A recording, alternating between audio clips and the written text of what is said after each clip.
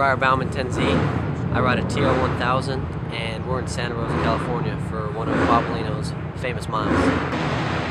I'm thinking the track's going to start out pretty decent, be somewhat smooth, have a good track to ride on for the first couple practices, but as the night goes on I think it's going to start to break up. And as you can see here, they have a lot of water in it. It looks like when the cars come around it pumps quite a bit, so they definitely put a lot of water and calcium into it. But as the night goes on, I think more potholes are going to come up and everything's going to break off a little bit.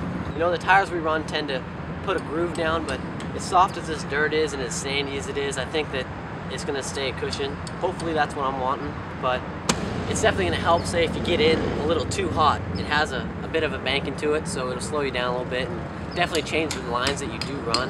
You can probably run a little higher, not necessarily down at the bottom, like say at Springfield, it's a little more flat. And you know, it's just going to help out, say, a drive that you get if you take it up top, and the banking could play into a factor of the main event, but you never know. You know, first thing you see is how long the straightaways are. They're pretty big, man, so a lot of horsepower is probably going to help out quite a bit here. And then also the corners are real narrow, so you know, a Harley may not be key to a track like this just because the corners are so narrow and those things take so long to really get going. And for fans, you know, it's definitely been cool to watch just because you can see that the track looks like it could be a cushion, and riders can be throwing it sideways getting into turn 1 and turn 3 and really racing the bikes and riding them hard, so it should be really fun to watch.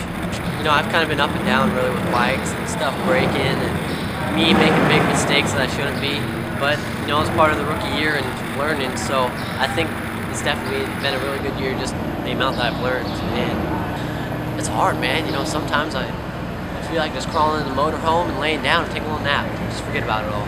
You know, it's tough.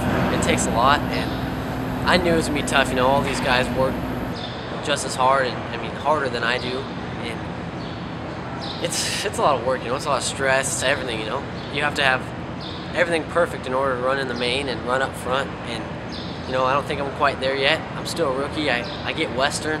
I throw flying W's. You get real excited and you drop the elbow. You just like to light it up, you know. And see, one time I did a start and I smoked the tire and everyone was super pumped, but then my tire was roached, so it did me no good. But this little stuff, you know, it'd be a really big honor for me to win the Saddlemen Rookie of the Year. And them putting that up along with Tom Seymour is huge. Flat track is an awesome sport, and for them to be able to put it up and coming out of their way and put up some money in order for us to race for us rookies, it's huge. You know, lined up next to, say, Jake Johnson, who's holding the #1 right now, and Henry Wiles, who hardly ever loses on a single on a cushion track. It's some of these guys. Kenny Coolbeth, who knows how to ride a mile like no other, along with Brian Smith. It's just finally starting to sink in that I have the privilege to ride with these guys each weekend. It's definitely a dream come true.